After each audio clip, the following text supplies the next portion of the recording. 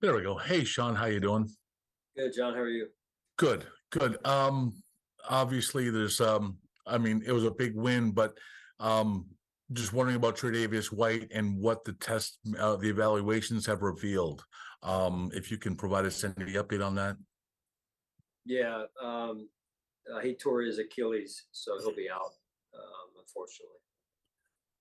How difficult is that? Just knowing what Trey went through during his past rehab, and how do you think he responds, this time around? Yeah, very difficult, very unfortunate, a shame. Um, Knowing Trey, once he gets kind of his feet back underneath him here, no pun intended, he'll be fine. I mean, he's a resilient young man, extremely committed and determined to be successful in his life and in his career. And perhaps on a brighter note, can you confirm reports that Von Miller is going to be coming back cleared to practice this week? Yes, he will practice. We'll just take it one day at a time. Thank you so much. Sure. Hey, Sean, I'm sorry to hear that about Trey. I know you mentioned yesterday how teammates were rallying around him. Just how does the team seem in general today with that news? Yeah, I mean, it's still you know, around our team, guys are talking about it. Guys want to do everything they can to support Trey and wrap their arms around Trey and his family, and that's what we intend to do, and just to help him through all of this. I know it's early in this process, but as you start to look at that cornerback group, just Christian starting opposite him. First of all, is he okay injury wise? I know he missed some time in the game yesterday, but came back in. Right. Yeah, he's day to day right now. Okay, with a shoulder. Right. Thanks. What have you seen out of him just through 4 games this season? Well, I think he's done some good things, and then he's had some plays that he wants back naturally, and it's a learning process. One has to continue to reset every week to come back with a fresh attitude, fresh approach, and reset and go back at it with a renewed purpose every week, and that's what Christian needs to continue to do. Excuse me. And then just from Kaiir Elam, on his standpoint, what have you seen behind the scenes as he's continued to, work out whatever you guys are telling him to keep going at this season? I mean, it's a long year, so we always talk about needing more than just 53. And when your number's called, you need to be both physically and mentally ready to go. And you saw some of that yesterday, and at least on the defensive side with some of the injuries that you already mentioned. And so in this case with Kaiir, it's an opportunity, and it's how you handle it now, right? So. He will be in the mix, and we'll see where it goes. Thanks, Sean. Hi, Sean. Just to follow up one on Kaiir, and a lot gets made out of the fact, a former first-round pick and that sort of a thing. Would you have expected more out of him at this point? What's your take on where he is in the process relative to where some of the expectations, of where he should be at this point, as opposed to an active? Yeah, I mean, I think this, Adam. I think when there's good competition, it makes it hard, right? There's no free passes here. You guys know how we do things, and no matter where you're picked or what you're paid, you got to earn your spot. And just because he hasn't been, active doesn't mean that we're not confident in Kaiir. We are extremely confident in Kaiir, and to this point, just a few players have outperformed him. So now his chance could come, and we'll see where it goes. But it's important that he has a good week of practice this week, and we'll see where it leads into us for the game.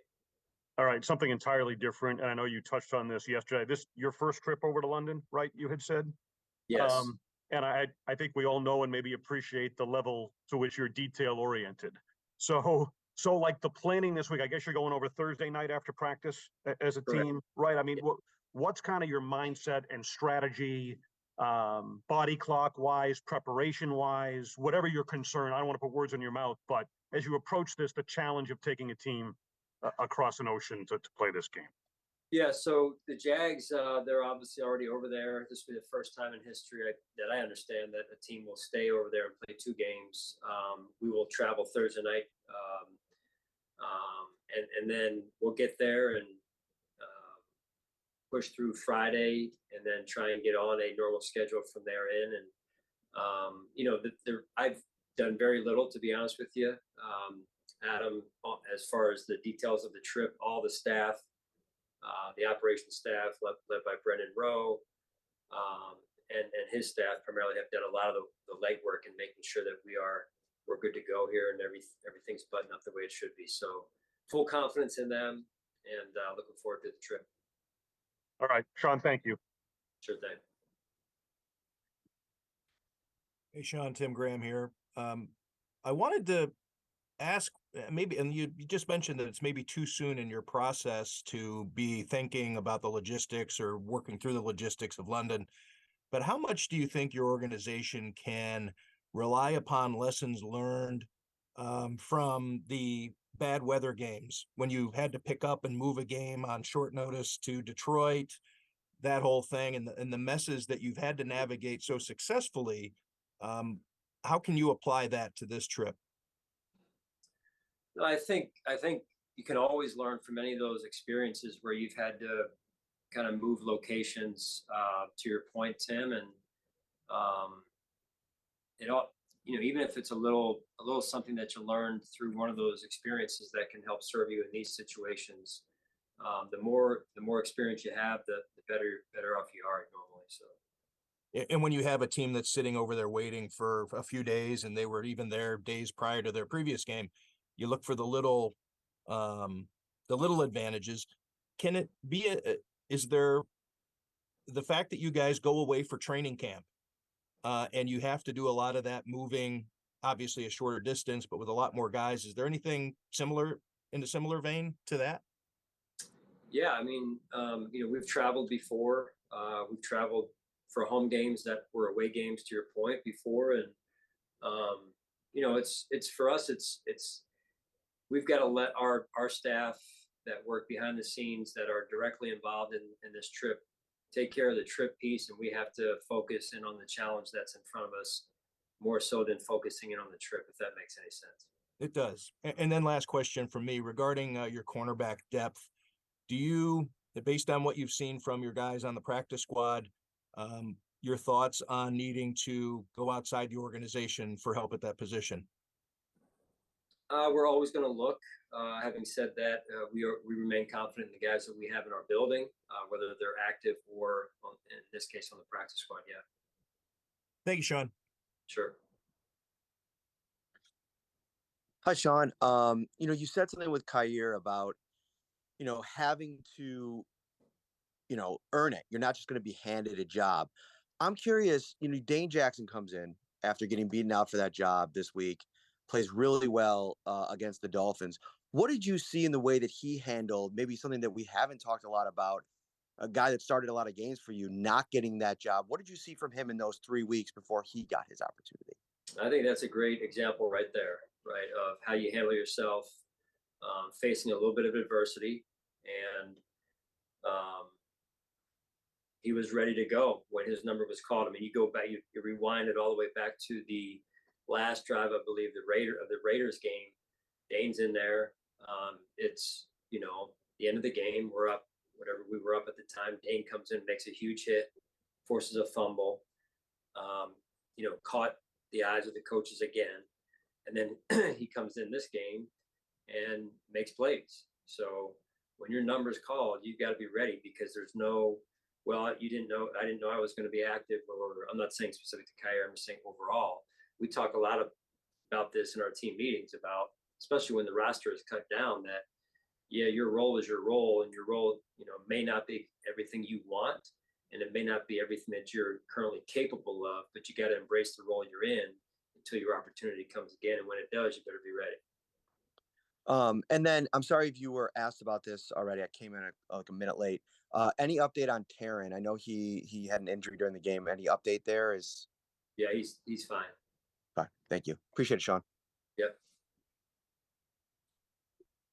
Hi, Sean. I know we talked and asked about Von Miller, but you also have Justin Shorter and Beal Inspector on IR. They're eligible to start practicing this week. Any update on them and whether or not you think they will do that? Yeah, no update at this point. No update. Okay, thank you. And speaking of your roles, knowing your roles, Saran Neal, it just seems like he's always making special teams plays. He's 6 years into the league now, embracing that role, one of the better players. What have you just seen about his, ability to kind of accept that role and be one of the better players really in this league in that role?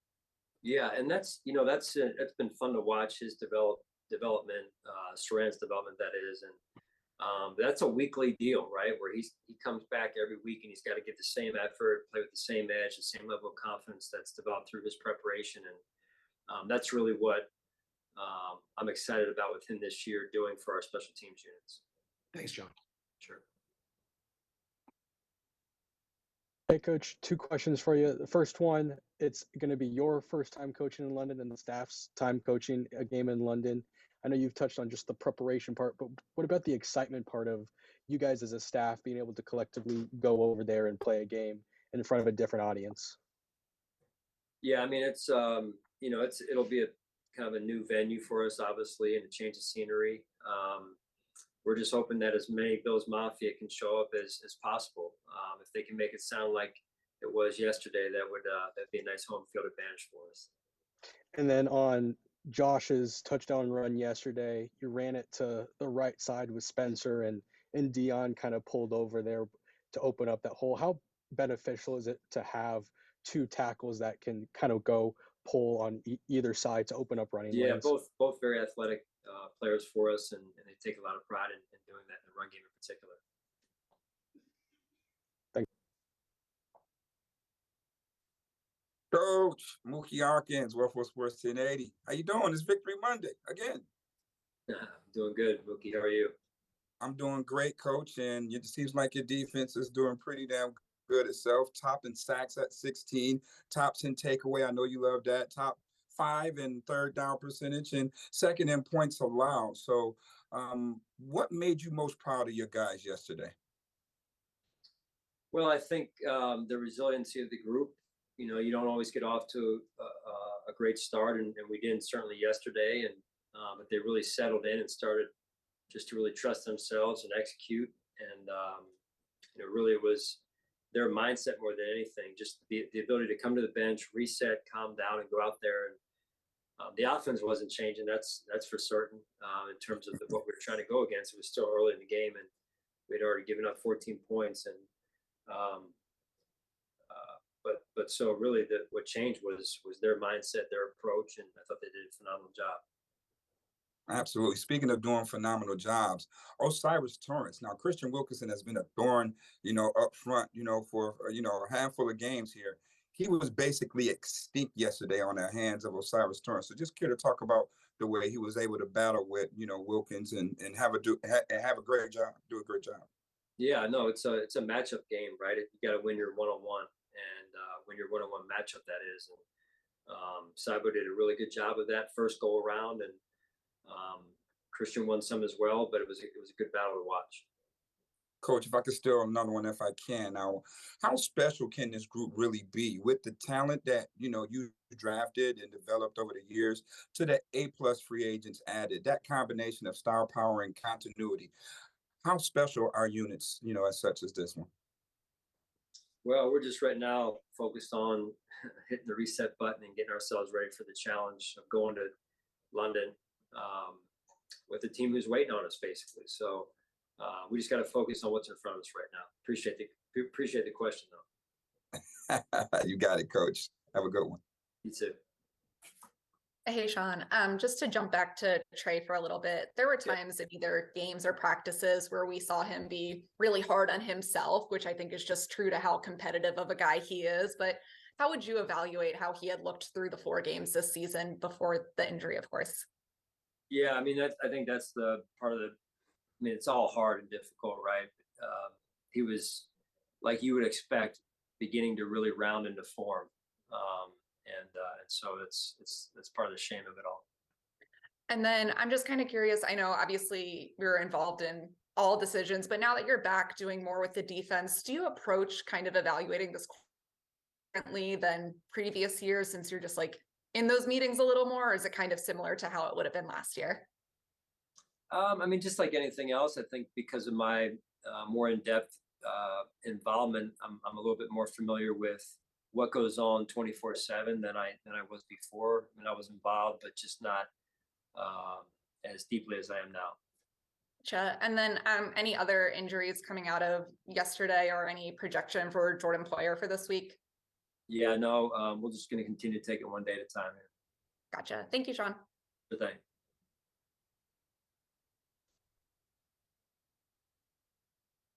Hi, Sean. Coming off a big win, how do you put any stock into a letdown game, and how much of a talking point is that going to be this week? Yeah, I mean, if we're really focused on becoming the best team we can become, then that should not enter into our minds. I mean, it's a 1 week at a time approach, and you turn the TV on every Sunday and you watch, hey, this team X played well the week before, they're really good, and then next thing you know, they're down 2-3 scores in the following week. So that's the roller coaster the NFL takes you on, and you have to focus on 1 week at a time and becoming a better individual player and a better team overall on a week-to-week basis. Mitch spoke yesterday about the idea of not even getting too high during the course of a game, because it's kind of been, on occasion an issue where you have a big play and then you don't follow up on it. How much do you think that helped yesterday, just kind of keeping the foot on the pedal, especially in the first half offensively? Right. Now, I believe that was part of the mindset that the players played with yesterday, and that's the appropriate place your mind should be when you're playing any game, but also going week to week.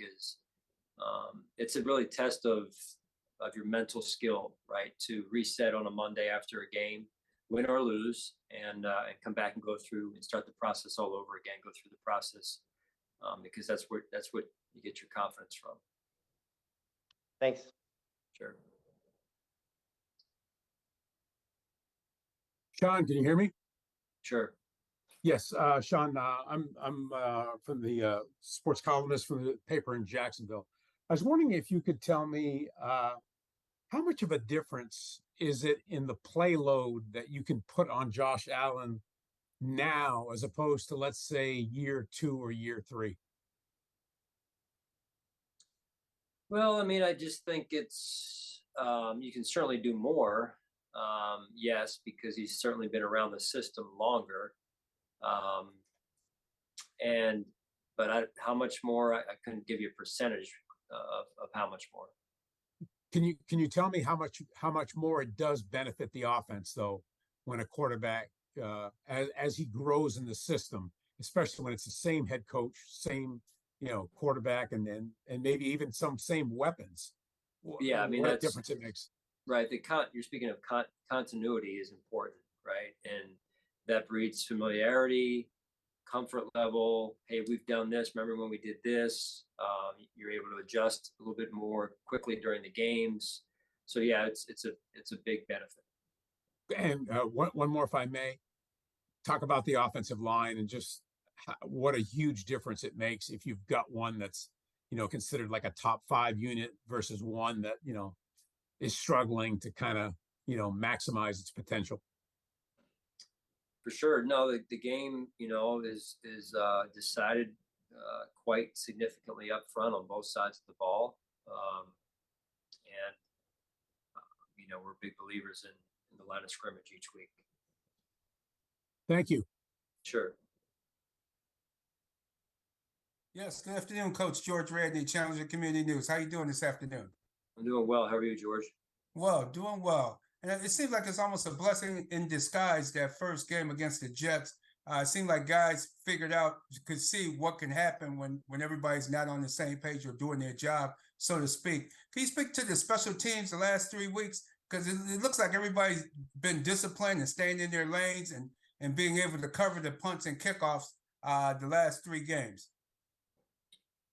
Well, I believe it starts, like you said, with detail, discipline, urgency, just the habits that that you work on during the week.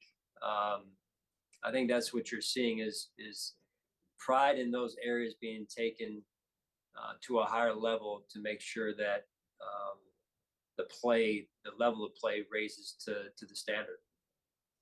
Was it something just because you have to have you had 90 players and you're making the cuts, and maybe you didn't have your full special team unit together? You had a lot of different people playing there for a while. Is that what maybe caused that first opening night jitters or plays of that nature?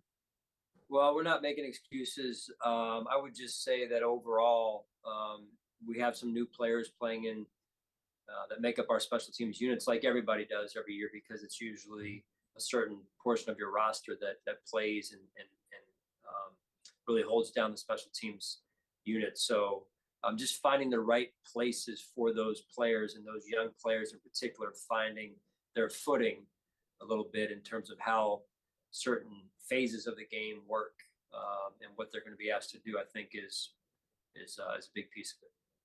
All right, Coach, thanks a lot. Good luck this coming week. All right, thank you, George. Hey, Sean, just one more on Trey. I was curious if you've had a chance to talk to him today. And obviously, he talked to us about how difficult the whole process was going through it with his ACL, and just how he's doing and how you can kind of support him through this. Yeah, I mean, we're going to do our best to support Trey and his family. I had a chance to visit with him yesterday after the game, and just obviously it was not an easy time, and isn't going to be an easy time for him right now. And he's got a challenge in front of him, but he's overcome challenges before, and I'm confident that he will overcome this challenge as well. And that's what Trey White does. And then on a completely different note, I was curious how you evaluate Josh's performance yesterday, and kind of that offense got going, maybe touchdown after touchdown, like how you felt like everything flowed overall yesterday with the balance between the run and the pass. Well, I thought Coach Dorsey did a really good job, Coach Dorsey and the offensive staff, of coming up with a really solid game plan that did incorporate run and pass and different style of offense. And I thought Josh and his teammates went out there and executed at a high level. And that's from being locked in during the week, having those key conversations that you need to have during the week that set up the proper detail for the execution that's needed on Sunday. Thanks, Sean. That's all the questions today. Thanks, Coach. All right. Take care. Thanks, Kim.